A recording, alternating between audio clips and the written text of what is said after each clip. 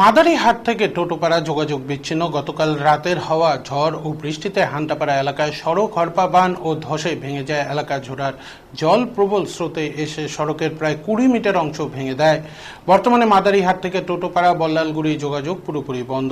গতকাল রাতে মাদারিহাট থেকে টোটোপাড়া যাওয়ার পথে দয়ামন নদীতে হরপা-বানের কবলে পড়ে মাদারিহাট পঞ্চায়েত সমিতির সভাপতি আশা এস বোমজান। ভাগ্যের জেরে প্রাণে বেঁচে যান তিনি। সভাপতি আশা এস বোমজান জানান, অফিসের একটি মিটিং সেরে রাত 8টা নাগাদ ঘরে ফিরছিলেন। দয়ামরা নদীতে এসে পৌঁছলে তাদের গাড়ি হরপা-বানের কবলে পড়ে।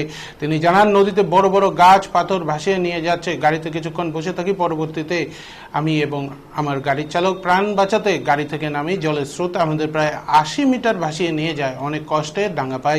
চারপাশে জঙ্গল। এই জঙ্গলে আমি আর আমার চালক প্রায় 4 ঘন্টা দাঁড়িয়ে থাকি। ভোর 4টে নাগাদ ঘরে পৌঁছাই।